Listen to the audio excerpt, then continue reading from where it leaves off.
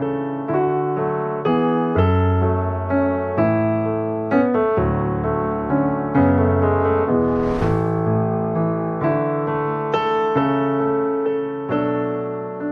meus irmãos, a graça e a paz do Senhor Jesus Cristo, presbítero Luiz Carlos Oliveira, aqui no Bereano Pentecostal, desta feita para estudarmos essa lição tão preciosa, esse terceiro trimestre de 2025, onde estaremos estudando sobre a Igreja em Jerusalém. A Igreja em Jerusalém, doutrina, comunhão e fé, a base para o crescimento da Igreja em meio às perseguições.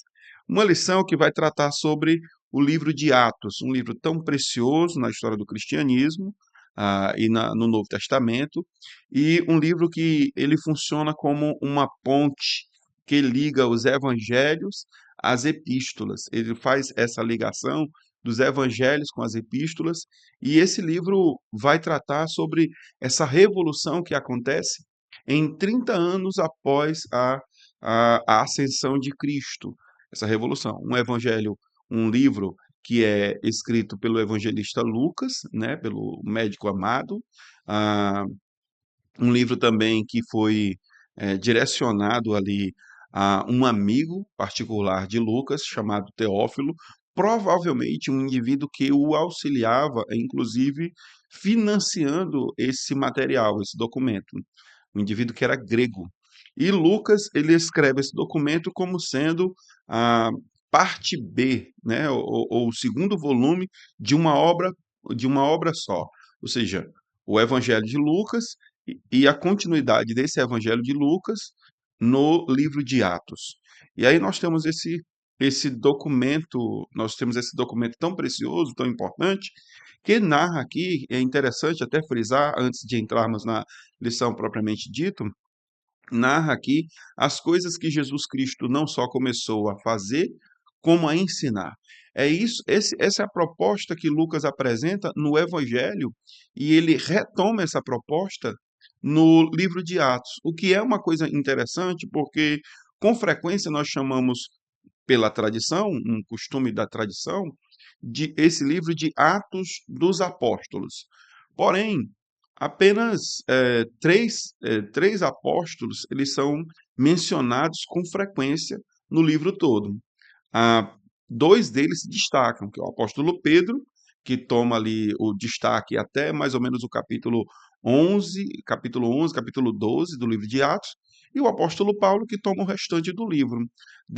No meio ali, nós temos figuras como o apóstolo João, que frequentemente aparece ao lado de Pedro, mas sem uma notoriedade semelhante à de Pedro.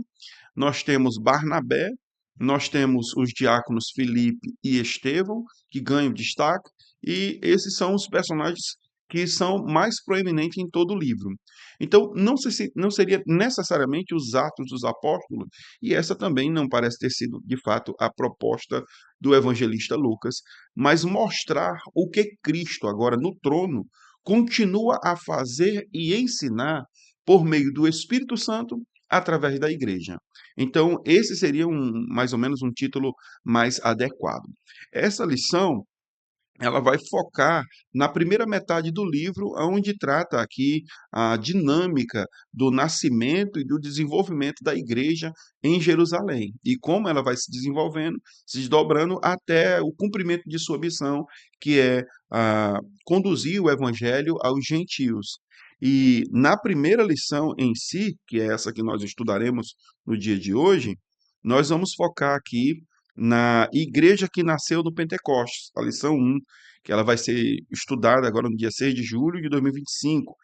E ela tem como verdade prática, ou como texto áureo, Atos 2 e 4, que diz: E todos foram cheios do Espírito Santo e começaram a falar em outras línguas, conforme o Espírito Santo lhes concedia que falassem. A nossa verdade prática nos diz: a igreja nasce no Pentecostes, a igreja nasce no Pentecostes, capacitada pelo Espírito para cumprir a sua missão. Os objetivos da lição, como é de costume, são três objetivos principais. E esses objetivos eles vão estar sendo alcançados na proposta de cada um dos três tópicos principais da lição. Então, veja que é uma lição muito objetiva, pois, portanto, ela apresenta no, logo no objetivo, número um, ela é apresentar a natureza do Pentecoste bíblico. Nós vamos ver a natureza desse Pentecoste.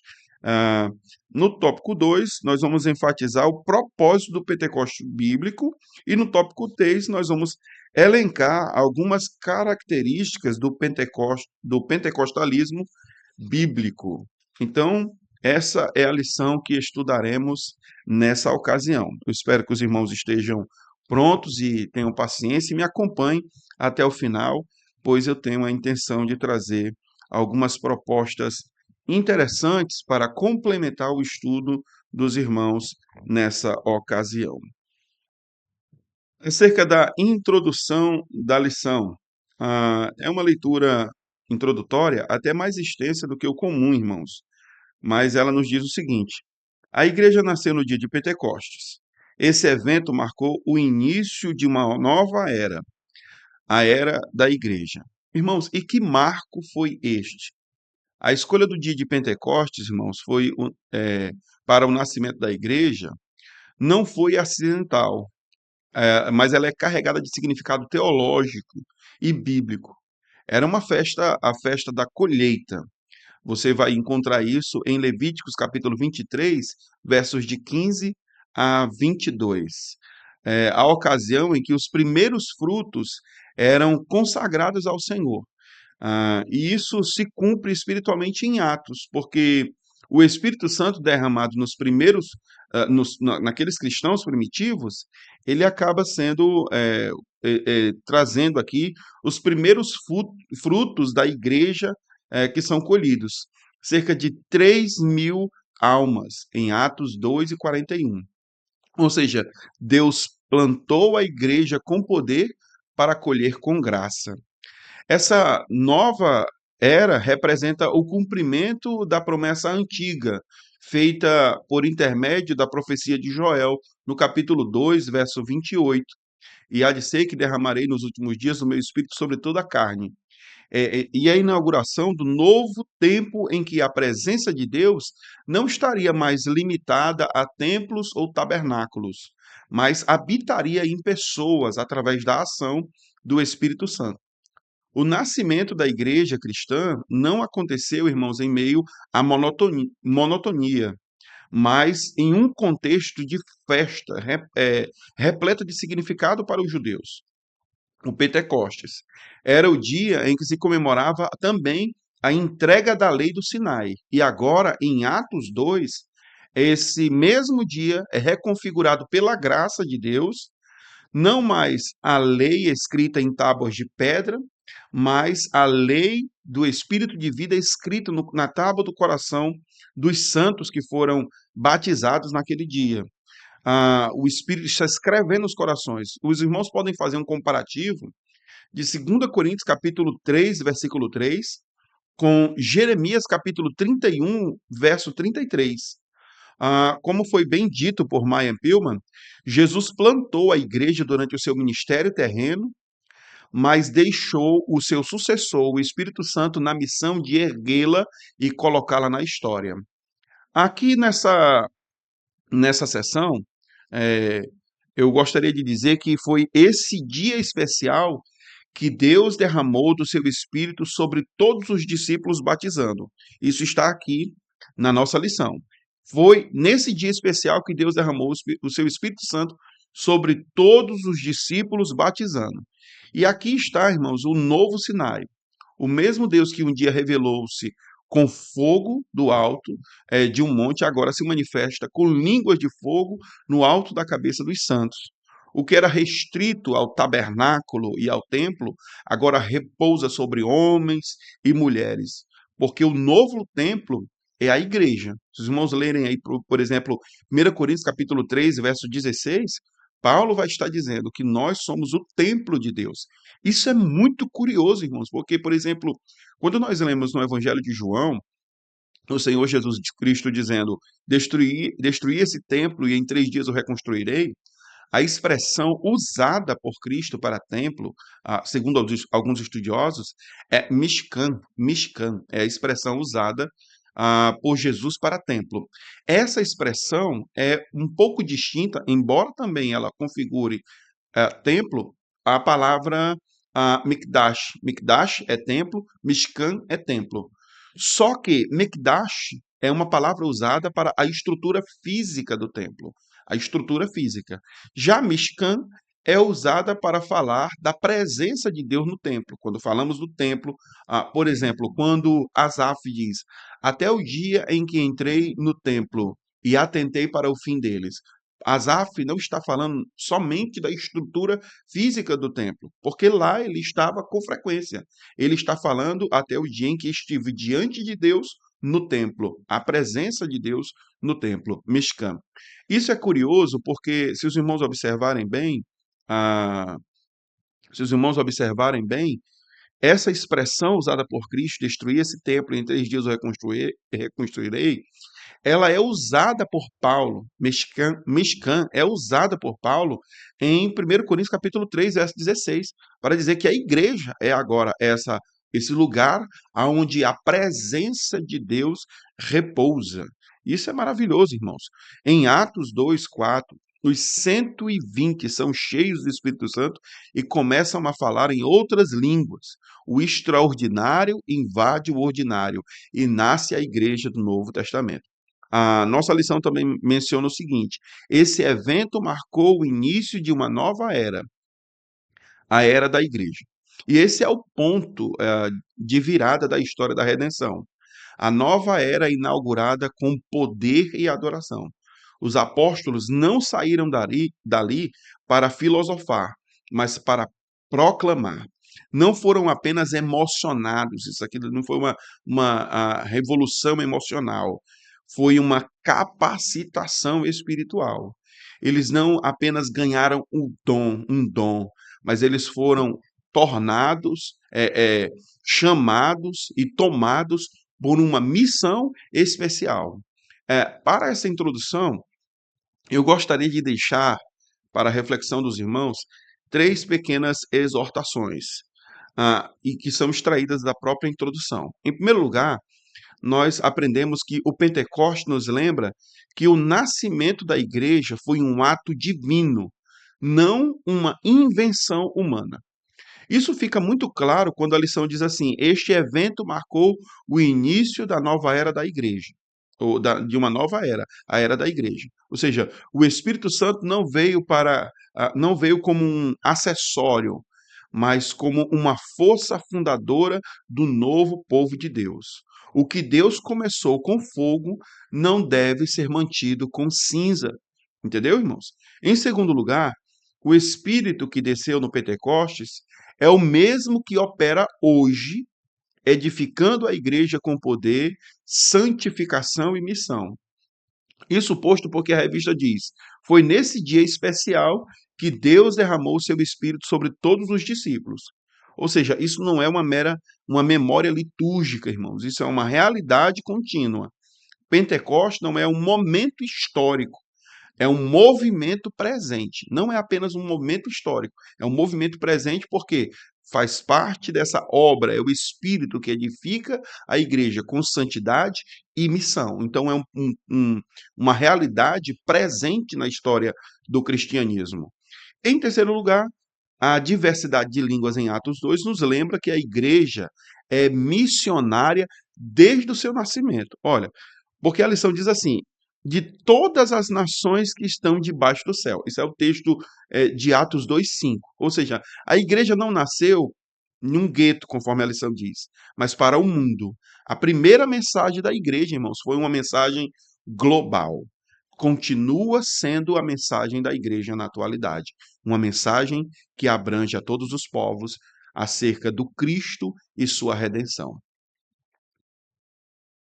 Ok, meus irmãos, vamos para o primeiro ponto da lição, que fala sobre a natureza do Pentecostes bíblico.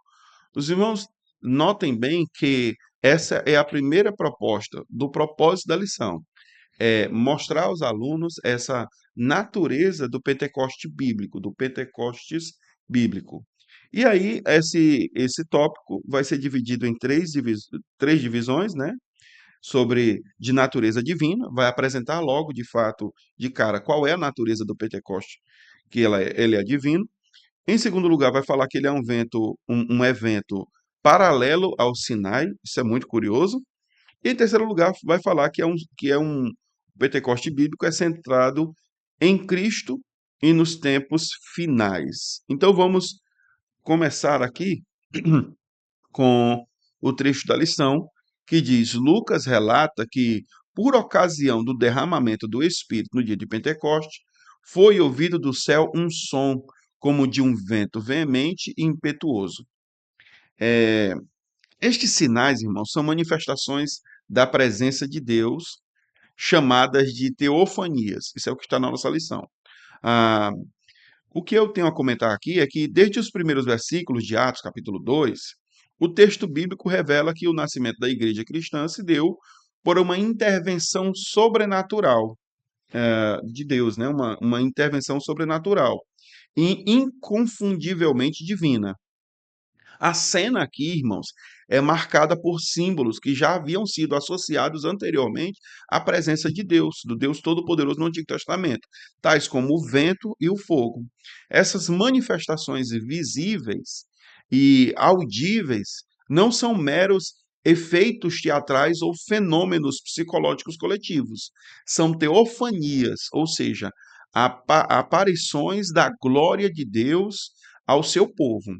A expressão usada no texto de Lucas é um som como de um vento veemente e impetuoso, em Atos 2:2, remete diretamente à ideia do Espírito de Deus soprando vida nova sobre os discípulos que estão reunidos. O vocábulo grego aqui usado é pnei, que tem a ver com sopro, com respiração, com fôlego. O mesmo princípio da criação do homem em Gênesis capítulo 2, verso 7. Já as línguas repartidas, como que de fogo, remetem à coluna de fogo, remetem à sarça ardente, né, de Êxodo 3, a coluna de fogo no deserto e na manifestação do Senhor no Sinai, conforme Êxodo capítulo 19, verso 18. É como se o Deus da antiga aliança estivesse inaugurando a nova aliança com os mesmos sinais majestosos, mas agora dentro dos discípulos e não mais ao redor deles. Agora, uma coisa muito curiosa que eu vi sobre essa questão ah, do essa questão das línguas de fogo. Ah, Irmãos, alguns estudiosos judeus antigos registram por exemplo, no Midrash Shemot Rabbah, capítulo 5, verso 9.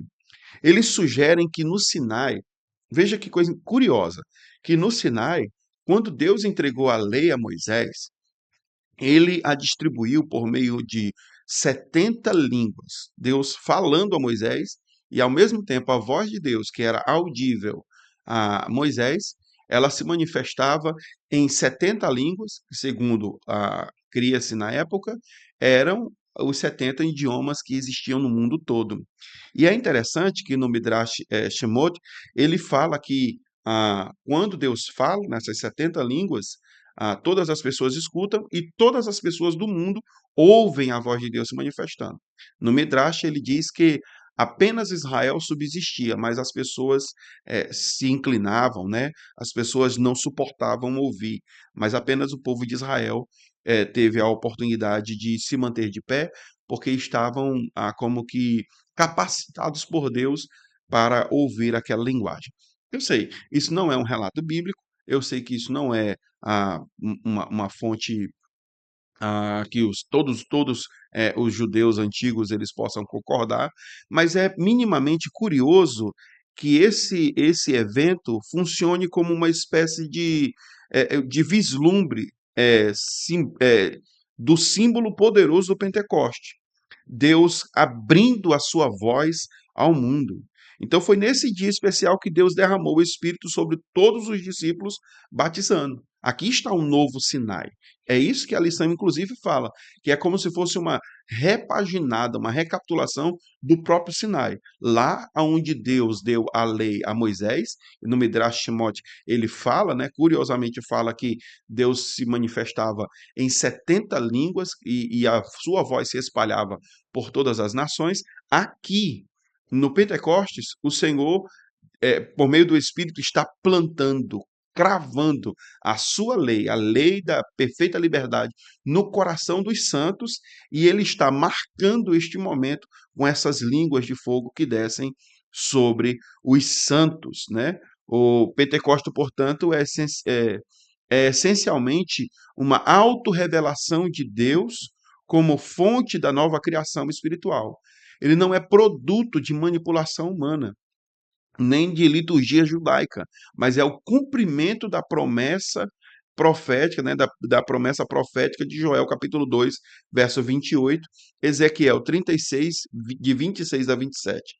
É a invasão do divino no tempo humano para capacitar a igreja como testemunha profética viva e da ressurreição de Cristo. Aqui nesse tópico eu quero deixar três exortações, como fiz na introdução. Quais são elas? Em primeiro lugar, o Pentecoste revela o caráter sobrenatural da igreja. Irmãos, a igreja não nasceu de uma convenção humana, mas de uma manifestação gloriosa da Trindade. A igreja não é uma criação de homens.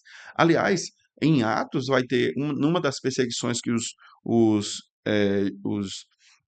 discípulos do Senhor, os apóstolos, enfrentam, há uma discussão entre a elite judaica sobre o que fazer com esses homens presos. E os irmãos lembram bem como é dito, alguém os defende e diz, dê de mão desses homens, porque se essa obra é de homem, se desfará, mas se é de Deus, que não aconteça que estejamos lutando contra o próprio Deus. De fato, irmãos, a igreja não é uma invenção de homens, ela é uma criação de Deus. O Senhor a fez nascer. Isso é maravilhoso porque, de certo modo, ela, ela, a vinda dela, a vinda da igreja, começa ali com o Calvário, né? O lado ferido de Cristo ali, saindo sangue e água, cumprindo ali a profecia de Zacarias, que dizia que o Senhor abriria uma fonte de frente para a casa de Davi, sobre o qual se purificaria todos os pecados e iniquidades. É curioso como isso remete, de alguma forma, ao próprio nascimento de Eva. Quando o Senhor fez adormecer Adão, cerrou-lhe o lado e dele tirou uma costela para dela fazer a mulher, assim o Cristo na cruz, ele é ferido do lado, verte sangue, adormece no seio do Pai, né, entregando o Espírito ao Pai. E quando ele emerge da sepultura, no terceiro dia, nós temos uma Eva, nova Eva, a igreja do Senhor Jesus. E essa igreja recebe capacitação e graça para servir ali no Pentecostes.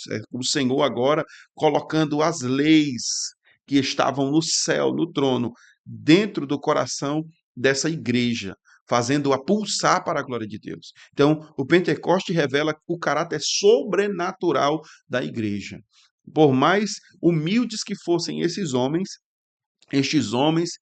que nasceram de maneira simples ali em Israel, naquelas regiões da Galileia, pessoas, muitos deles iletrados, muitos deles insignificantes diante da sociedade e diante do grande Império Romano, mas foi estas pessoas simples, vocacionadas por Deus, energizadas pelo Espírito Santo, que transtornaram o mundo com o Evangelho de Cristo Jesus. Então, o Pentecoste revela esse caráter sobrenatural da igreja. Em segundo lugar, o nascimento da igreja foi precedido por oração e espera obediente. É um chamado para a igreja de hoje, irmão, redescobrir o valor da comunhão, da expectativa e da submissão à direção do Espírito Santo, irmãos. Aqueles santos estavam ali naquela ocasião, esperando ardentemente a promessa do Senhor Jesus Cristo, durante 10 dias. O Senhor Jesus diz no capítulo 1 que não muito depois desses dias, não muito depois desses dias. Então, ficai na cidade de Jerusalém até que do alto sejais revestidos de poder. Em Lucas ele fala, vocês serão cheios não muito depois desses dias. E, de fato, eles permaneceram ali perseverando em oração, em comunhão, em gratidão, mas na expectativa de receber a presença poderosa do Espírito Santo. Irmãos, esse é um chamado para nós também. É um chamado para a igreja hoje redescobrir o valor da comunhão, da oração e da expectativa dos moveres do Espírito de Deus no meio do seu povo. Em terceiro lugar, não há verdadeira igreja sem a presença viva e poderosa de Deus entre ela. O Pentecoste, irmãos, não é apenas uma memória, ele é um padrão.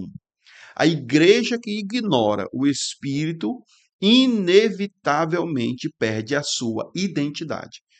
O Pentecostes ele é um padrão para a igreja. Então, a verdadeira igreja precisa ser precisa da presença viva e poderosa de Deus atuando no meio dela. Sem essa experiência de se manter na dependência do Espírito Santo, essa igreja inevitavelmente perderá a sua identidade, o seu sabor, o seu brilho, a sua vida. Então, essas são as 3 exortações que eu gostaria, ou aplicações que eu gostaria de extrair do subtópico 1. Indo aqui para o subtópico 2, nós temos. Eu gostaria de fechar o subtópico 1 com a seguinte frase: a igreja não nasceu de um sermão, mas de uma tempestade do céu.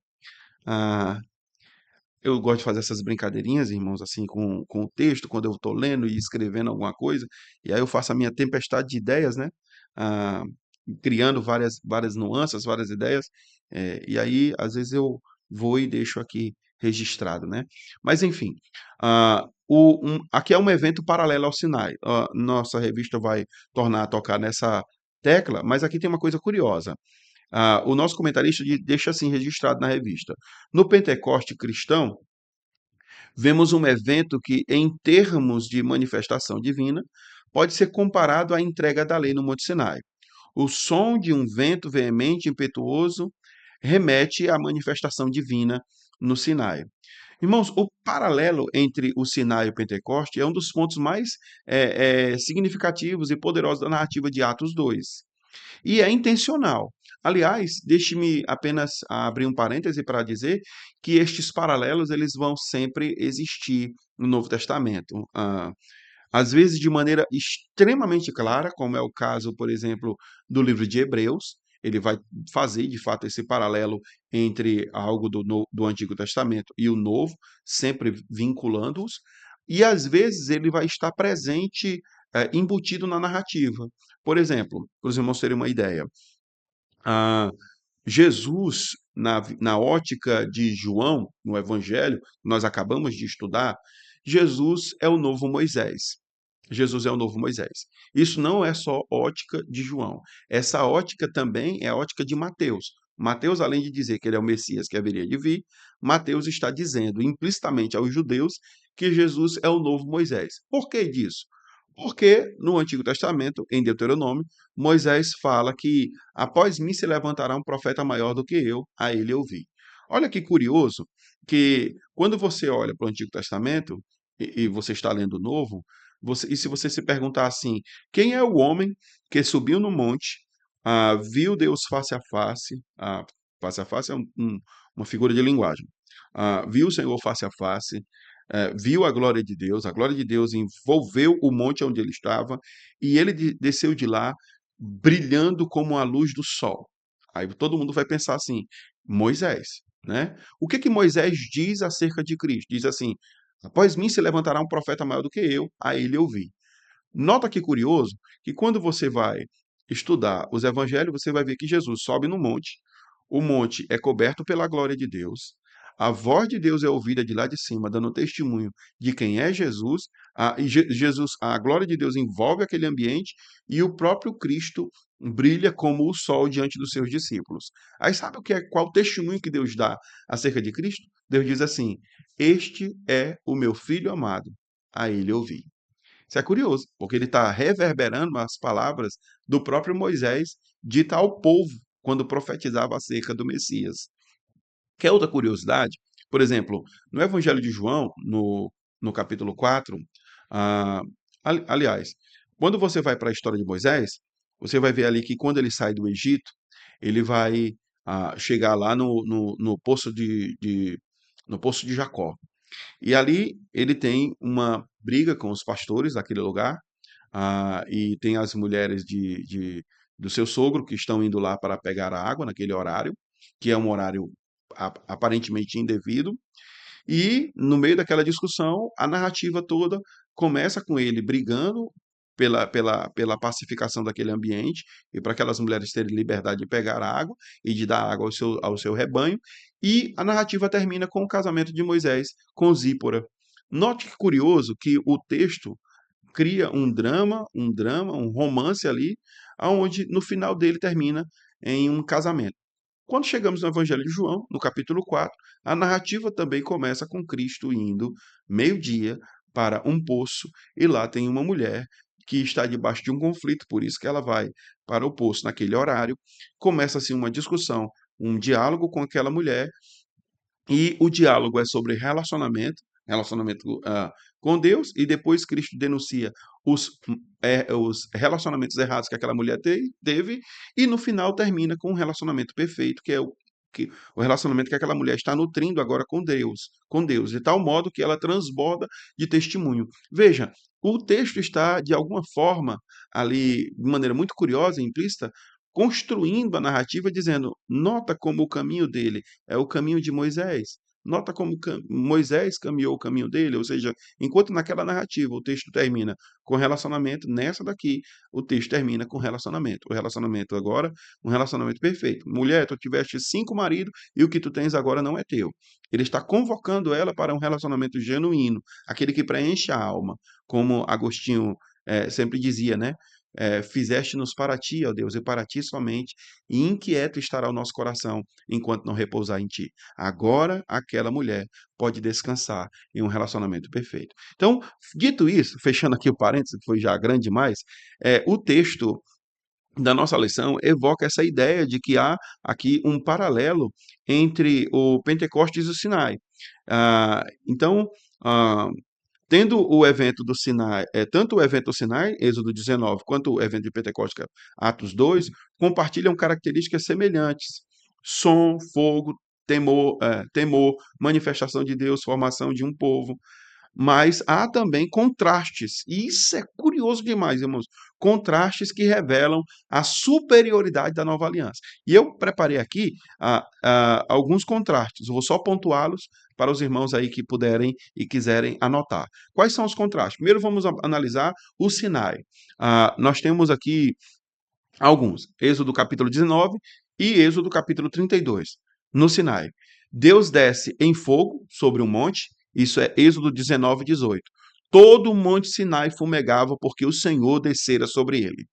Segundo, o povo foi mantido à distância por causa do temor, e isso está em Êxodo capítulo 19, versos 12 e 13. Eu tenho só um recorte aqui que diz: marcarás limites ao redor do monte. Quem tocar nele certamente morrerá. Terceiro, a lei foi entregue em tábuas de pedra.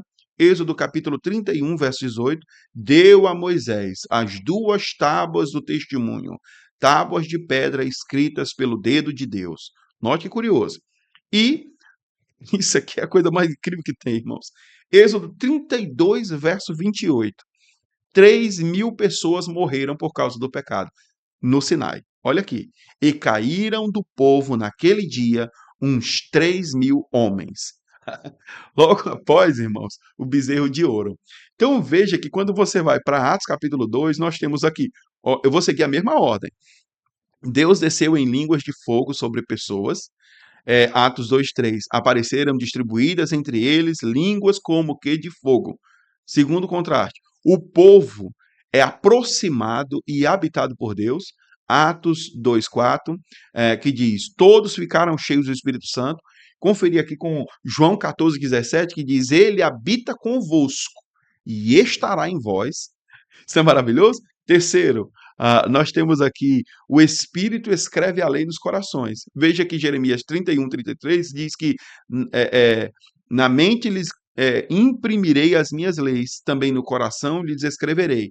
Agora veja com 2 Coríntios 3:3, escrita não com tábuas de pedra, mas em tábuas de carne, isto é, no vosso coração.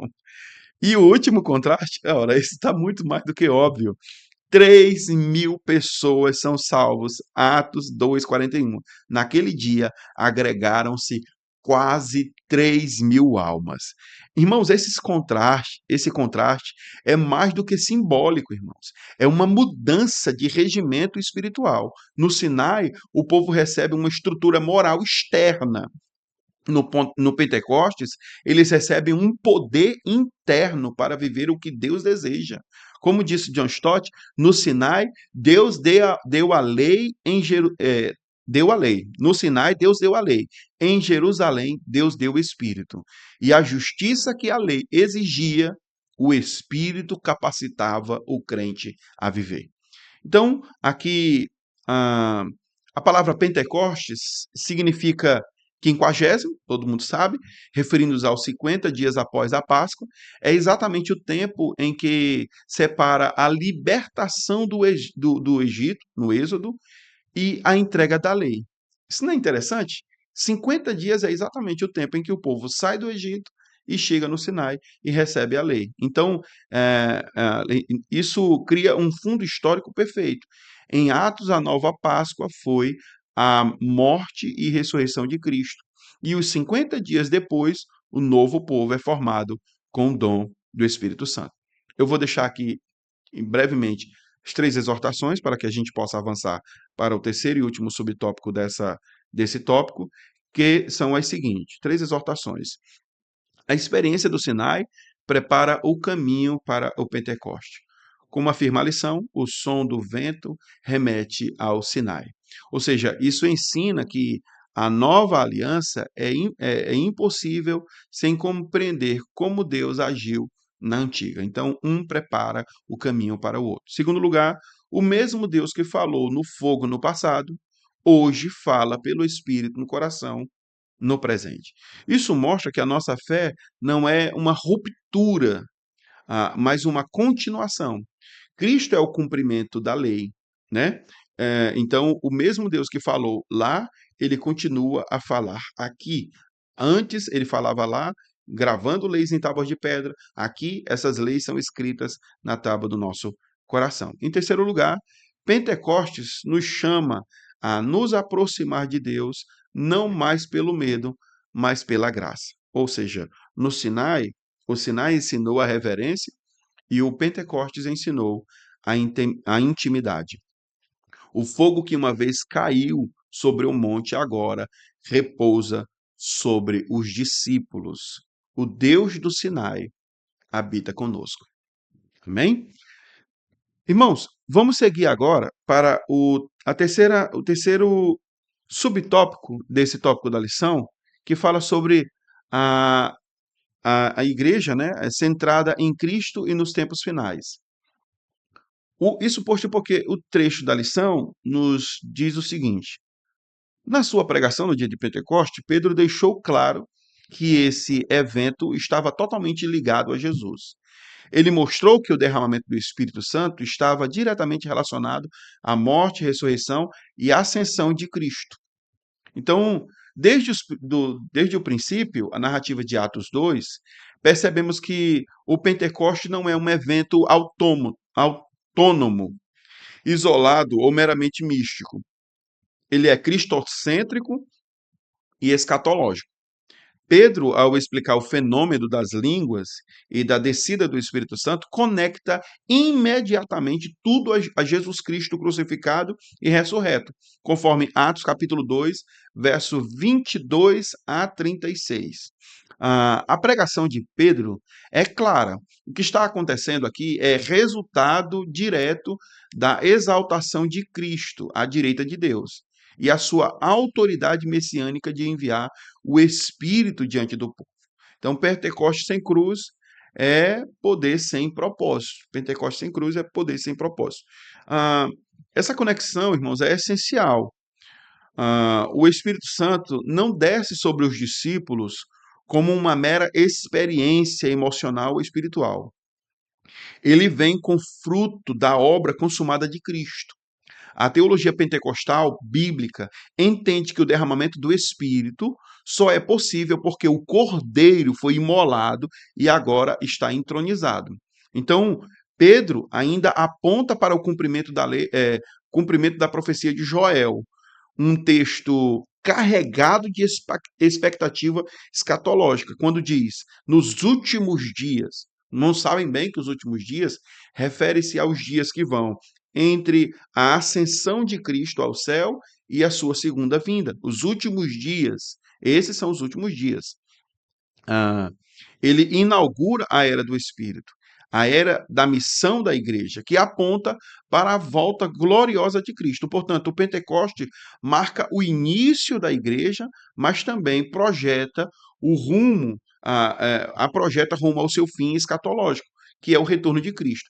Isso está, irmãos, absolutamente claro e evidente, não só na maneira como o Espírito Santo desce sobre cristãos, eh, dinamizando-os, fortalecendo-os, capacitando, mas também, por exemplo, no discurso de Paulo sobre os dons espirituais, quando ele escreve a sua primeira carta aos Coríntios, no capítulo 1, no versículo 7, ele fala que essa presença ativa do Espírito Santo, que capacita com dons de sua graça sobre os cristãos, dons de poder, esses dons não faltam, não faltarão à igreja, né? A igreja abundará nesses dons até a vinda de Cristo, ou seja, essa é a trajetória. Cristo é o início dela, Deus é o fim, e a trajetória é essa obra do Espírito Santo. Esse é o caminho do Espírito.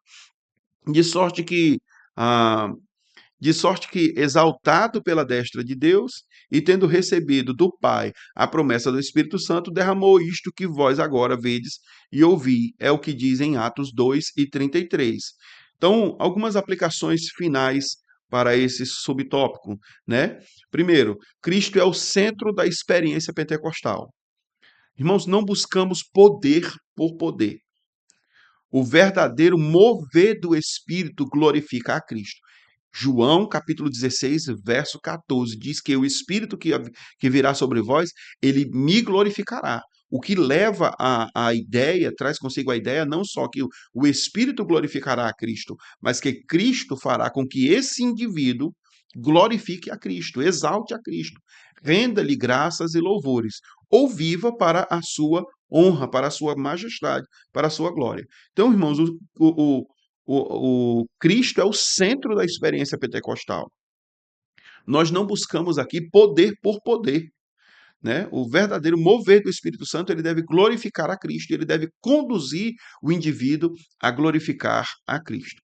Em segundo lugar, a igreja pentecostal é uma comunidade escatológica, ou seja, ela vive entre o Pentecostes e a parousia, cheia do Espírito, pregando com urgência a palavra de Deus. Então, a igreja pentecostal é uma comunidade escatológica. Essa presença do Espírito que marca o caminhar da igreja é uma presença que também a capacita para continuar a sua trajetória até a chegada, a vinda do Cristo. Em terceiro lugar, a pregação apostólica é o modelo para nós. Irmãos, Pedro pregou a cruz, a ressurreição, a exaltação do Espírito. A nossa mensagem, irmãos, não pode ser diferente disso. Ah, com frequência, em vários lugares aí se prega sobre prosperidade, se prega sobre bem-estar. Nossa, que coisa curiosa, irmãos. Uma vez eu estava auxiliando num trabalho numa igreja e nós estávamos no mês de fevereiro, março e abril, mês fevereiro, março, abril e maio. Nós estudamos aqui sobre os fundamentos da igreja. E note que nessa época, cada mês nós estudávamos sobre um assunto diferente. No primeiro mês nós estudamos sobre Deus, no segundo mês nós estudamos sobre Cristo, no terceiro mês estudamos sobre o Espírito e no quarto mês estudamos sobre a igreja. Quando estávamos no segundo mês estudando sobre a pessoa e a obra de Cristo, cada culto era tão maravilhoso quanto o outro. Todos eles haviam uma exposição gloriosa, magnífica sobre a pessoa e a obra do Senhor Jesus Cristo. Minha esposa, meu sol, que Deus te abençoe, ela estava num desses cultos e no outro dia ela chegou no trabalho, trabalhava em Fortaleza, e ela chegou para comentar com algumas amigas, né, sobre a experiência maravilhosa da mensagem que ela tinha ouvido da palavra de Deus e tudo mais. Enquanto ela conversava com as amigas, ela disse assim: "Olha, nós estamos tendo uma série de discursos, de sermões, assim, tão incríveis, tem sido maravilhoso estudar a palavra de Deus". Aí a amiga dela disse assim: "Ah, mulher, vocês estão estudando sobre o quê?". "Ah, estamos estudando sobre Cristo, a sua pessoa, a sua obra, tal, estávamos falando sobre a redenção". E a amiga dela disse assim: "Nossa, que curioso, legal, na minha igreja, pelo menos uma vez por ano se prega sobre isso". E minha esposa teve aquele susto, como assim uma vez por ano se prega sobre Cristo? E a amiga dela disse: "Não, é isso mesmo, acho que uma vez, no mais tardar, no máximo 2 vezes por ano, nós de fato temos um tempo em que a gente ouve falar sobre Cristo". Minha esposa disse assim: "Minha filha, mas pelo amor de Deus, e sobre o que é que vocês escutam falar na igreja de vocês?". "Ah, nosso pastor ele prega sobre bem-estar, sobre cura da alma, sobre saúde". Ah, você veja, irmãos, que quando eu olho para o retrato bíblico da igreja de Jerusalém, essa é uma igreja que ela nunca teve tempo para pregar esse tipo de mensagem. Eu notei que a razão principal era porque ela nunca conseguia esgotar esse tema tão envolvente e poderoso, Jesus Cristo. Esse é o tema fundamental da nossa pregação, irmãos. Ele é o fim da nossa pregação é a glória de Deus, o tema da nossa pregação é Cristo, o poder da nossa pregação é a atuação e a capacitação do Espírito Santo. Sem essa mensagem da cruz, essa mensagem importante, a nossa pregação se torna vã e nula. Irmãos, o apóstolo Paulo, ele entendia a mensagem da cruz, a mensagem do Cristo, como o sol sob o qual toda a vida cristã está girando em torno. Veja bem que qualquer tema que Paulo fosse abordar, ele buscava sua resposta e a sua resposta aos pés da cruz. Se alguém, por exemplo, chegasse para Paulo e dissesse assim: "Paulo, como é que eu faço? Qual o segredo, Paulo, para que eu possa manter-me casado com a mesma mulher por 50, 70, 80 anos até a morte? Qual o segredo, Paulo?". Então, Paulo, ele vai buscar na cruz a resposta disso. E como ele responde? Ele diz: "Olha, maridos, ame cada uma sua esposa como Cristo amou a igreja e a si mesmo se entregou por ela". Veja que a cruz é a resposta para o casamento duradouro. Ah, alguém, vamos supor, um jovem chega para Paulo e diz assim: "Paulo, eu estou enfrentando muitas lutas, muitas tentações, ah, os meus hormônios estão à flor da pele. Como é que eu faço para viver em santidade, Paulo?". O que é que Paulo vai fazer? Ele vai buscar na cruz a resposta para a vida de santidade. E aí ele escreve Coríntios dizendo assim: "Ou não sabeis que o vosso corpo é templo e morada do Espírito Santo de Deus, e que por preço fostes comprado?". Então veja que Paulo está sempre buscando na cruz a mensagem, o conselho, a mensagem certa para ajudar a igreja. Então, nossa pregação, ou a pregação pentecostal, a pregação apostólica, irmãos, é o modelo para nós, é o modelo da nossa pregação. O Pentecoste, irmãos, não foi um ponto final na história do cristianismo. Ele é uma vírgula entre a cruz e a coroa. Amém? Meus queridos irmãos, agora nós estamos seguindo para o tópico 2, a segunda divisão da nossa lição, que traz como princípio o propósito do Pentecoste bíblico. Nós aprendemos ali sobre a natureza, vimos que o Pentecoste ele é celestial, ele é divino, ele tem uma natureza espiritual poderosa, transcendental, e que se manifesta em pessoas, né? O céu invadindo a terra. No segundo subtópico da lição, nós veremos aqui o propósito do Pentecoste. Qual o propósito do Pentecoste? E aí nós temos duas subdivisões apenas, que é promover a verdadeira adoração, em segundo lugar, poder para testemunhar. Poder para testemunhar. Então, a nossa lição diz o seguinte sobre promover a verdadeira adoração. Um dos propósitos marcantes do Pentecoste em Jerusalém foi promover a verdadeira adoração. Porque o texto de Atos 2:11 diz o seguinte: ah, nós temos visto em nossa própria língua falar das grandezas de Deus. Veja, se há um sinal inequívoco de que o Espírito Santo veio sobre a igreja, ele está na explosão de adoração que brota dos lábios dos crentes cheios do Espírito Santo. Antes de qualquer milagre, antes mesmo da pregação poderosa de Pedro, antes da conversão de 3.000 pessoas, ah, nós temos aqui o Espírito enchendo esses santos e os levando a proclamar as grandezas de Deus, conforme o versículo 11 de Atos 2. Esse é o DNA da verdadeira espiritualidade cristã, ou seja, a adoração autêntica que nasce da ação sobrenatural do Espírito Santo no coração humano. A expressão grandezas de Deus é interessante, irmãos. É megaleia tou theon, do grego, né?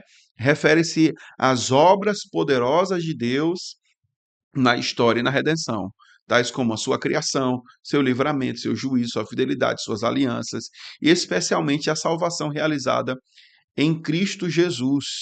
No Antigo Testamento, a linguagem é associada nos Salmos às, às festas do povo de Deus, tais como o Salmo 106, verso 2, o Salmo 145, verso 3.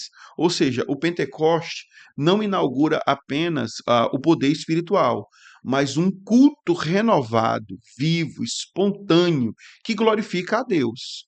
O Pentecoste que não gera adoração, irmãos, não é Pentecoste bíblico. Os irmãos podem notar que essa é uma marca indelével da igreja primitiva. Ela esbanjava, transbordava a adoração em todas as circunstâncias. Mesmo em meio às perseguições, quando os apóstolos receberam uma pisa muito forte, muito grande, e foram soltos com a ordem de nunca mais proclamar Cristo, quando eles se reúnem com os irmãos, eles adoram a Deus, eles glorificam a Deus e agradecem a Deus pelo fato de terem se achado, Deus ter os achados dignos de sofrer por causa de Cristo Jesus. Então, essa é a tese central desse subtópico, irmão. E deve ser proclamada com clareza. O batismo no Espírito Santo não é um fim em si mesmo, mas uma capacitação para glorificar a Deus com a vida e com os lábios. Se nós observarmos aqui o derramamento do Espírito Santo em Atos 2, e o cumprimento da promessa é o cumprimento, sendo este o cumprimento da promessa de Joel 2:28, é também as palavras de Jesus em João capítulo 4, 23 e 24, verdadeiros adoradores adorarão o Pai em espírito e em verdade.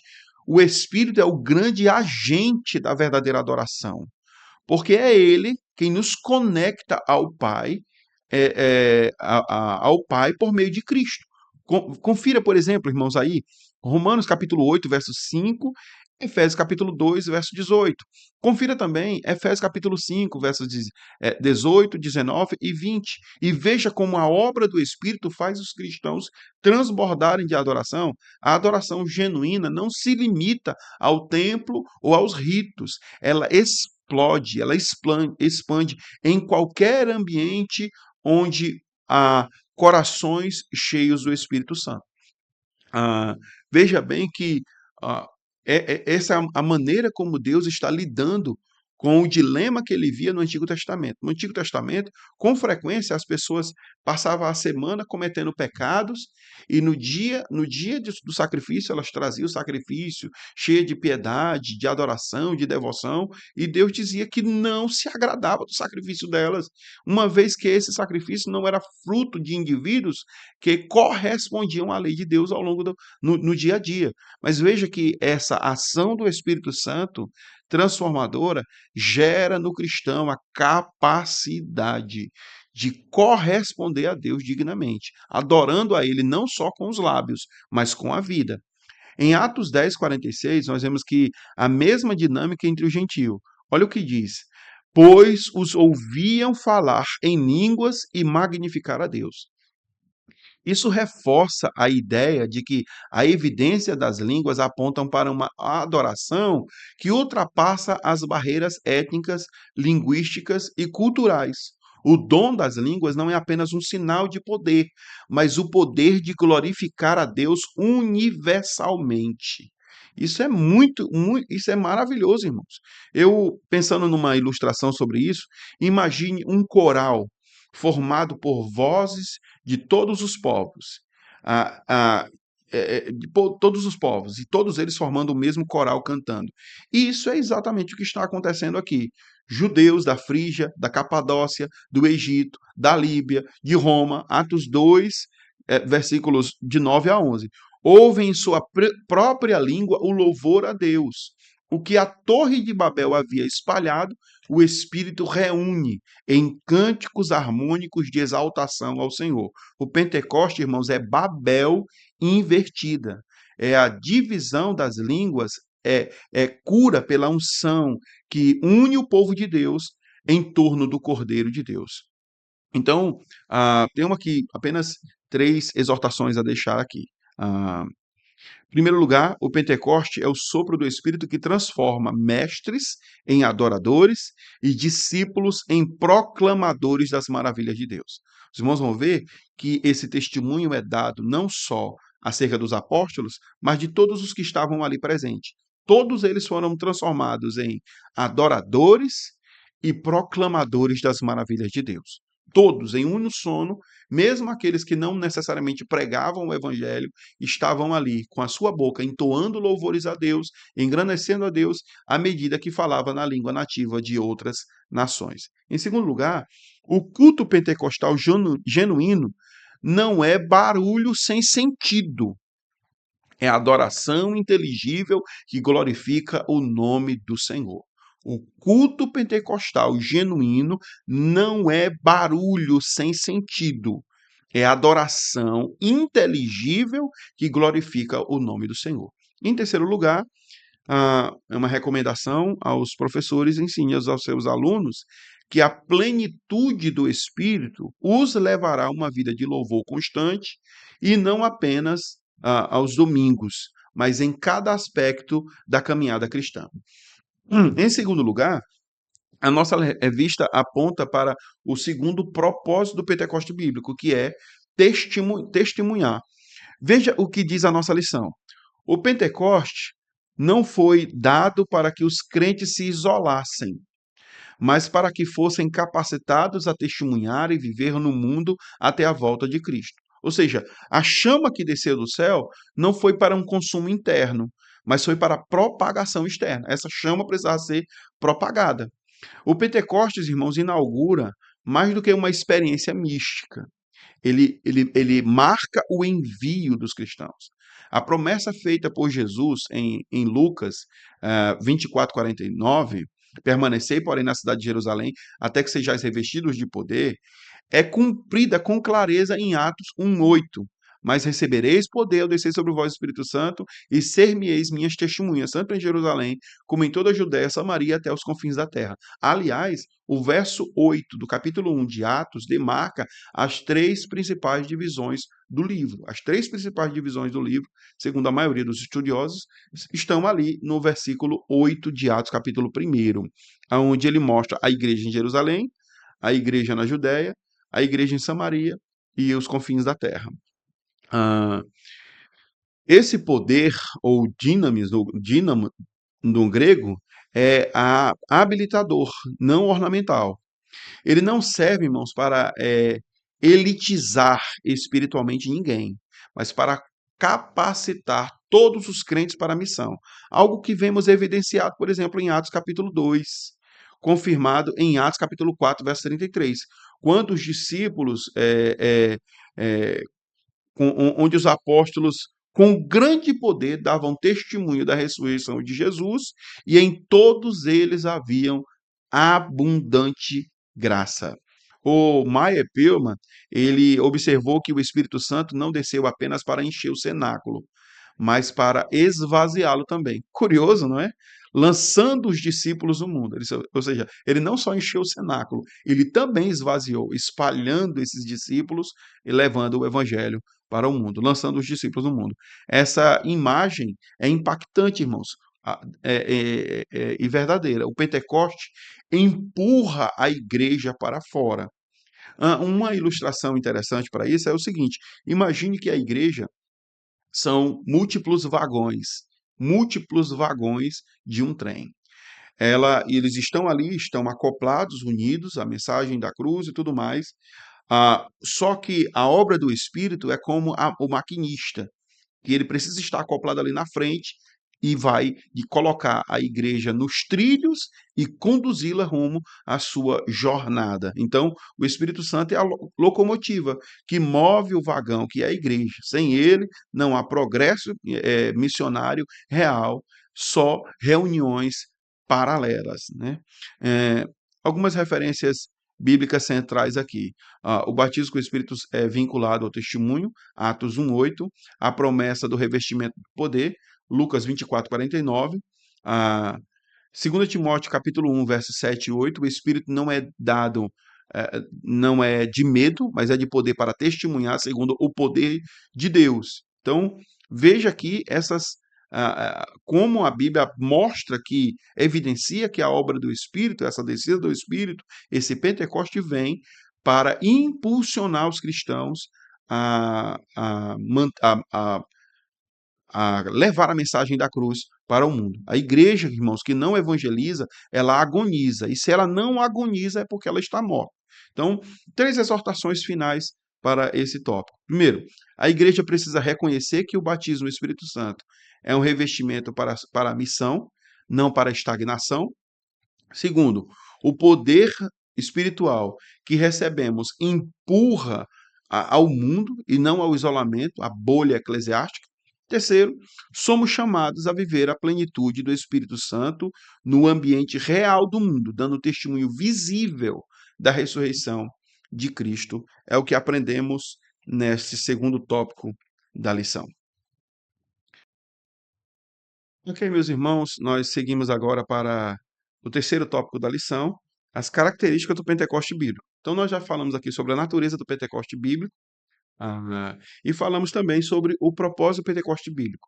Na natureza, nós mostramos ali que a natureza dele é que ele é divino, ele é espiritual, ele é dinâmico, ele é transcendente, né? Ele é o céu invadindo a terra. Na Acerca do propósito, nós enfatizamos que o Pentecoste bíblico, ele caracteriza sobre essa capacidade que dá do indivíduo adorar a Deus com mais poder, com mais graça, com mais reverência, com mais santidade, com mais fervor.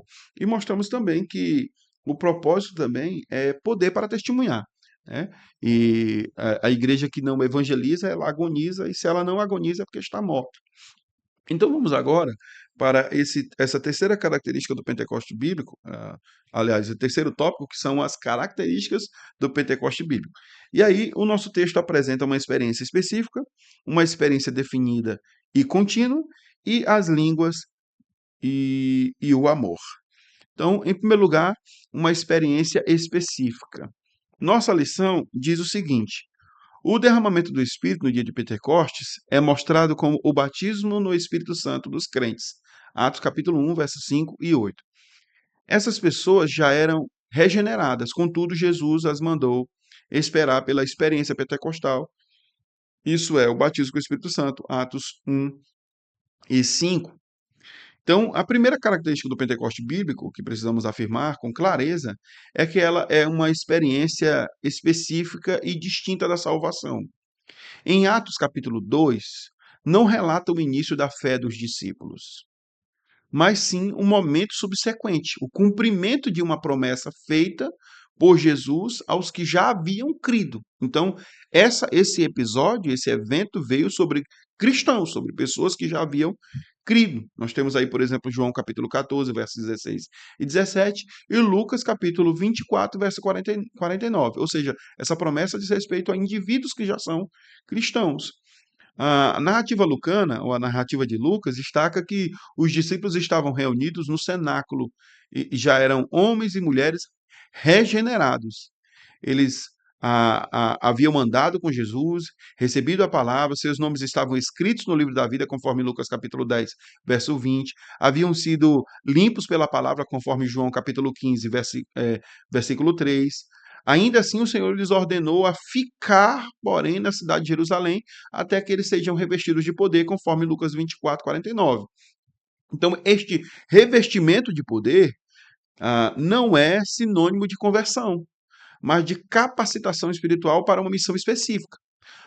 Por meio do batismo com o Espírito Santo, como bem afirmou Maya Pilman, é o batismo no Espírito Santo que capacita o crente a ser uma testemunha eficaz. Isso não significa que se você não foi batizado com o Espírito Santo, você não pode testemunhar do Evangelho, não pode pregar o Evangelho. Agora, há uma distinção ah, magnífica, maravilhosa, entre o fazer isso e o fazer isso tendo sido batizado com o Espírito Santo, e isso é expresso nas Escrituras, não sou eu que estou dizendo, é expresso nas Escrituras. Os discípulos que já eram crentes e que já tinham pregado, e já tinham operado sinais e prodígios nos evangelhos, eles são muito distintos deles após o batismo com o Espírito Santo. Ou seja, a experiência é marcada por evidência externa visível, o falar em outras línguas. Essa manifestação, irmãos, não é apenas emoção, mas é um sinal público do derramamento do Espírito, conforme o capítulo 2, verso 4.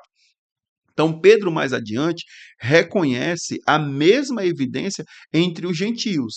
Atos capítulo 10, verso 43, ele declara: porque os ouviam falar em línguas e magnificar a Deus. O padrão repetido também em Atos capítulo 19, verso 6. Então, esse ponto é importante, pois responde a muitas questões ah, ah, contemporâneas sobre a continuidade dos dons. O Pentecostes, irmão, não é uma experiência privada ou subjetiva, mística, mas um evento objetivo espiritual e verificável, que marcou a comunidade da fé de forma inconfundível. Além disso, é fundamental compreender que o batismo no Espírito Santo sempre dota quem já é salvo. Sempre é dado a quem já é salvo. Não como pré-requisito de salvação, mas como um dom adicional, uma bênção subsequente à salvação, conforme Atos capítulo 8, versículos 14 a 17. É como se o Espírito Santo não apenas passasse a habitar em nós, mas agora transbordasse para impactar o mundo, conforme João capítulo 7, versos 38 e 39. Águas que saltem para a vida eterna, né? As águas brotando, né? Transbordando. Então, a salvação prepara o vaso e o batismo transborda o vaso para a missão. 3 exortações aqui nesse subtópico. Primeiro, o Pentecoste bíblico é uma promessa para os crentes regenerados. Não é algo a ser ignorado ou relativizado, irmãos. Mas uma bênção que o próprio Cristo ordenou que fosse esperada e buscada, conforme Atos capítulo 1, versos 4 e 5. Ele não pode ser relativizado, não pode ser ignorado, não pode ser minimizado, deve ser buscado. É uma promessa aos crentes regenerados. Em segundo lugar, falar em línguas como evidência inicial é doutrina sólida, bíblica e consistente. Então devemos ensinar e valorizar essa marca do Pentecoste sem receio de parecer antiquados diante da teologia pós-pentecostal. Então, é uma doutrina bíblica, é uma doutrina sólida, é uma doutrina consistente e, portanto, o que se deve é estudar bastante, ler bastante, buscar em Deus a graça, discernimento e buscar cada vez mais essa experiência no seio da comunidade cristã. Ah, Sobre essa discussão sobre o pós-pentecostalismo ou a discussão sobre as questões sobre a continuidade ou não continuidade dos dons espirituais, irmãos, compete a quem não crer na continuidade dos dons, compete a eles o ônus da prova, porque provas históricas, provas bíblicas, provas experienciais, provas na patrística, provas na história do cristianismo, todas as provas de que os dons são contemporâneos à jornada do cristianismo, nós temos teologia bíblica profunda, temos, a Bíblia está aí. Uma Bíblia aberta é o suficiente para encerrar o assunto, o debate. Cabe aos que creem que os dons cessaram, cabe a eles tentar provar. Eles precisariam apagar a história, muita coisa, ou negar, ou fazer um malabarismo para tentar fazer com que as escrituras não dissessem o que estavam dizendo. Então, seguindo adiante, a experiência pentecostal não é um troféu, irmãos, mas um instrumento. Receber o batismo com o Espírito Santo não nos torna espiritualmente superiores a ninguém, mas espiritualmente mais capacitados para servir. Então, essa é a terceira exortação, ela é muito importante. Isso posto porque um dos pecados que os cristãos costumam cometer é uma espécie de orgulho espiritual. E orgulho, sendo ele espiritual ou não, ele é carnal e ele é pecaminoso e ele não glorifica a Deus. Então, a, a experiência pentecostal não é um troféu, ela é um instrumento. Em segundo lugar, nós temos uma experiência definida e contínua. O trecho da lição diz assim: o Pentecoste bíblico é, por conseguinte, distinto da salvação. Isso ficou claro no tópico anterior. Como resultado do enchimento do Espírito Santo, os crentes começaram a falar em outras línguas. A experiência do Pentecostes não foi um evento isolado na história da igreja. Embora tenha ocorrido de forma inaugural em Atos capítulo 2, ele é, ela é apresentada como uma experiência espiritual contínua, que marca profundamente a vida da comunidade cristã ao longo dos tempos. Distinções entre o novo nascimento, João 3, há uma distinção entre o novo nascimento e o Pentecoste, João 3:5, e o batismo do Espírito Santo, Atos capítulo 1, verso 5 e Atos capítulo 2, verso 4, é clara nos textos bíblicos. Ou seja, existem quem diga que ser batizado com o Espírito Santo é ser regenerado, mas há uma profunda distinção entre o que é chamado de batismo com o Espírito Santo em Atos e aquilo que é chamado de regeneração, que é tomado por regeneração em João capítulo 3, versículo 5. Então, há uma distinção muito clara ali. Então, o batismo do Espírito Santo não é um mero complemento emocional ou devocional da fé cristã. É uma capacitação sobrenatural definida em seu início, como sinais visíveis, e continua em seus efeitos transformadores e ministeriais. Então, no original grego, o verbo traduzido como começaram a falar, em Atos 2,4, está no pretérito perfeito, o que denota uma ação que teve início por um tempo e que aponta para uma prática contínua e não apenas um evento momentâneo. Então, além disso, essa experiência continua a se repetir em Atos capítulo 10, verso 44 a 45, Atos capítulo 19, versículo 6, sempre acompanhada de manifestações espirituais perceptíveis. Então, os crentes foram cheios do Espírito Santo e passaram a falar em línguas, conforme o Espírito lhes concedia que falassem.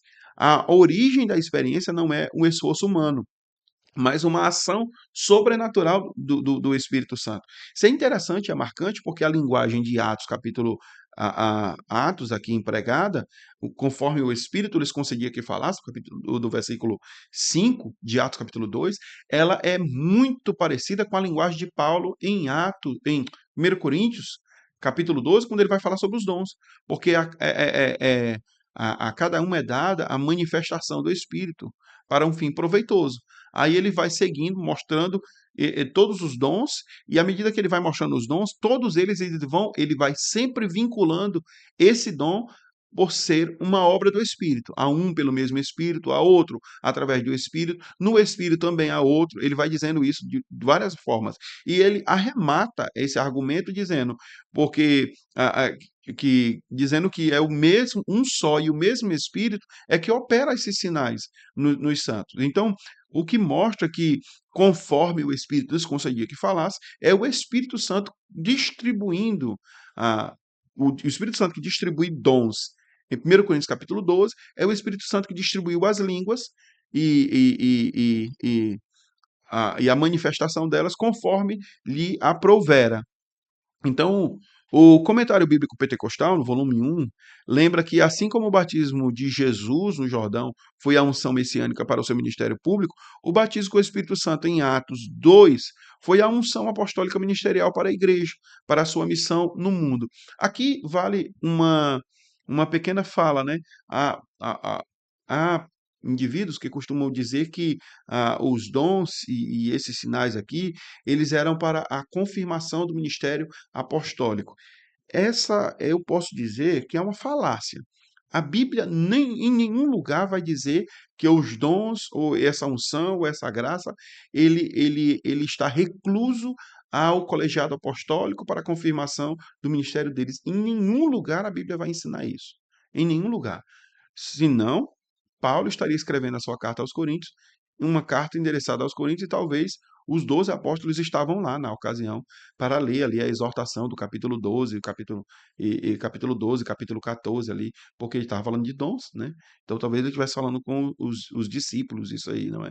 É óbvio que não, é óbvio que não. Ele está falando para a igreja, para a igreja. Então, ah, fica evidente aqui que o Pentecostes, esse poder capacitador aqui é dado à igreja, à igreja. Então vamos para as exortações desse tópico. 3 exortações que eu gostaria de deixar aqui. Primeiro, o Pentecoste é mais que uma memória histórica, é uma realidade espiritual contínua que deve marcar a vida da igreja em cada geração. Que o poder de Atos 2 continue a nos encher hoje. Então, ele não é apenas uma memória histórica. A gente está lendo aqui a igreja em Jerusalém e a gente fica ali com aquele saudosismo, a igreja era. Não, ele não deve ser apenas uma memória histórica, ele deve ser uma realidade espiritual contínua que marca a vida da igreja em cada geração. Em segundo lugar, a experiência pentecostal é definida em sua manifestação, mas continua em seus efeitos. Ela é definida em sua manifestação, mas ela continua em seu efeito, contínua em seu efeito. Ela é contínua em seu efeito. O que passamos a buscar não apenas um evento, mas uma vida repleta do Espírito. Então, o que eu estou colocando aqui? A experiência pentecostal não é apenas definida em sua manifestação, ela é contínua em seus efeitos. Portanto, a gente não deve passar a buscar apenas um evento, sabe, uma experiência, né? Vamos ter uma experiência hoje no culto e pronto. Não, ela precisa ser algo, uma vida que ela precisa influenciar-nos a viver uma vida sob a égide do Espírito, sobre a manifestação do Espírito, a direção do Espírito. E como eu comprovo isso? Efésios capítulo 5, verso 18. E não vos embriagueis com o vinho onde há contenda, mas enchei-vos do Espírito. A expressão usada pelo apóstolo Paulo aqui denota a ideia de continuar se deixando ser enchido pelo Espírito Santo. O que mostra que a minha função nessa atividade, nessa ação, é me submeter à obra do Espírito Santo continuamente, me rendendo a Ele, ah, me colocando na sua dependência, me humilhando diante dele, para que ele possa manter as suas santas influências sobre a minha vida. Afinal, é isso que Paulo também fala sobre se andarmos no Espírito, também viveremos no Espírito. Se andarmos,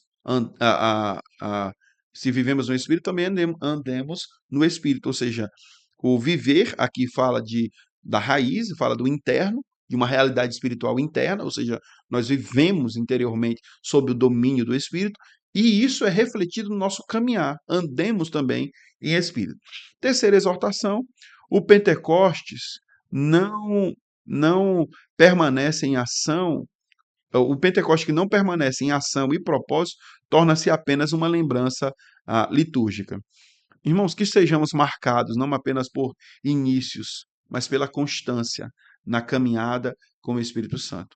O Pentecostes não foi um ponto final na história da igreja, foi uma vírgula entre a cruz e a coroa. Terceiro e último lugar é o arremate do nosso comentarista. Ele fala as línguas e o amor. O texto da lição nos diz o seguinte: a evidência física inicial ou sinal do batismo no Espírito Santo foi o falar em outras línguas. Não foi uma grande alegria ou um amor afetuoso que evidenciaram o batismo com o Espírito Santo. Neste subtópico da lição, a lição nos conduz a um ponto decisivo das discussões sobre o pentecostalismo. O papel do falar em línguas como evidência do batismo pelo Espírito Santo, aqui é crucial distinguir a evidência inicial de fruto contínuo. O texto é claro ao afirmar que a manifestação externa é audível, a manifestação externa audível do batismo do Espírito Santo foi o falar em línguas. A manifestação externa e audível foi o falar em línguas. Isso está em harmonia com Atos capítulo 2, verso 4. Atos capítulo 10, 48. Atos capítulo 19, verso 6. Ah, eventos nos quais os discípulos receberam o Espírito e imediatamente começaram a falar em outras línguas. É importante notar aqui que a ênfase pentecostal, que é importante notar aqui, é que a ênfase pentecostal histórica, especialmente a defendida pela teologia da Assembleia de Deus, sustenta que este fenômeno é normativo, ou seja, esperado como sinal inicial do batismo com o Espírito Santo aos crentes hoje. No entanto, a lição, de forma sábia, distingue o sinal inicial dos efeitos subsequentes da vida cheia do Espírito. Entre esses efeitos está o amor, não como evidência do batismo, mas como expressão e fruto do Espírito, conforme Gálatas 5:22. A igreja de Corinto é um exemplo didático. Ela era rica em dons espirituais, inclusive no falar em línguas, conforme o capítulo 12 e capítulo 14 de 1 Coríntios, mas era pobre em maturidade e em amor, o que é o palco da exortação do capítulo 13. Por isso, declara: ainda que eu fale a língua dos homens e dos anjos, se não tivesse amor. Isso é interessante, irmãos, porque na literatura judaica ah, há algo como a literatura ou os textos quiásmicos, né?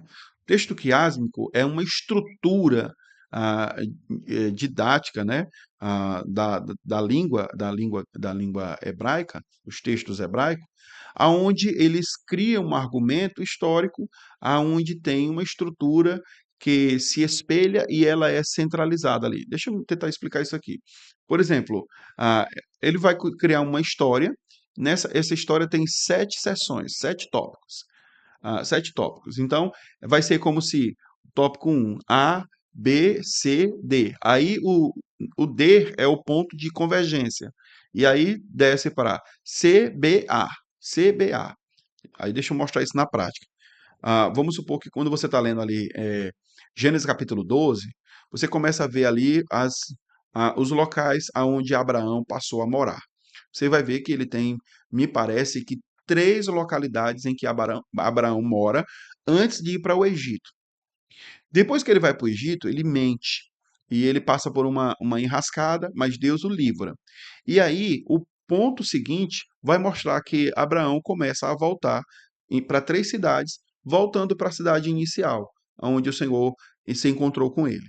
Essa é uma leitura quiásmica, ela forma uma espécie de X, cruzando os pensamentos de antes e depois daquele pensamento central. O que é que está no pensamento central ali de Gênesis, capítulo de Gênesis, ali na narrativa de Abraão? Que naquele ponto Abraão pecou contra o Senhor por incredulidade. Deus o repreende, Deus o livra e ele volta para o ponto inicial. Então, ali o narratista, o narrador do texto bíblico, ele está nos chamando a atenção para aquele ponto inicial. Por exemplo, quando você vai ler a história de Elias, pode observar, leia a história de Elias e você vai ver que numa mesma sequência, acho que 2 capítulos a 3 capítulos, você vai ver que Elias vai mudando de ambiente. Ele sai do deserto para o palácio, para do palácio para Querite, de Querite para a casa da viúva, né? Aí você vai ver que a narrativa todinha acontece dessa forma. Num determinado ponto, Elias ele foge da presença de Deus, né? Num determinado ponto, ele vai avançando ali na sua jornada, e ali nós vamos perceber que o único momento em que ele se desespera é quando ele deixa de andar conforme a palavra de Deus. Todos os textos que você lê, de alguma forma, alguma coisa vai aludir ao fato de que Elias era um homem que andava de acordo com a palavra. Quando ele está quando ele está no palácio, quando ele está em Querite, quando ele está em Sarepta, em todas essas ocasiões ele prospera porque ele está andando na palavra. Quando Elias fracassa, é no momento em que ele está indo na contramão da palavra de Deus. É por isso que Deus diz assim: o que faz aqui, Elias? E aí você vai ver o caminho inverso de Elias. Então, dito isso, essa estrutura quiásmica, ela é perceptível aqui em 1 Coríntios, capítulo 12, 13 e 14. É uma estrutura quiásmica de A, B, A. Então, o B, não, o A e o A, né? O capítulo 12 e o capítulo 14, eles se espelham. Em um, mostra o princípio dos dons espirituais. Ah, e no outro, mostra a recomendação de como usar os dons espirituais. Mas o coração do texto é o capítulo 13, o coração. A leitura quiásmica funciona dessa forma.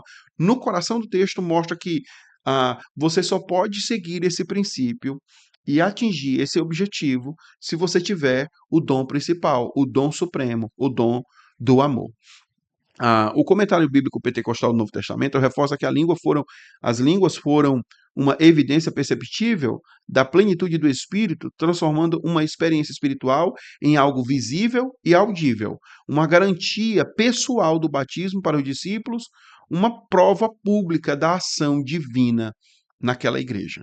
Então, há algumas aplicações que eu gostaria de deixar para poder encerrar a minha participação. Em primeiro lugar, Pentecostes não é apenas um evento sensacional, mas um marco doutrinário que ensina que, primeiro, o batismo no Espírito Santo é real, acompanhado de sinais perceptíveis. Segundo, o amor, contudo, é o que sustenta e dá valor a todos os dons espirituais.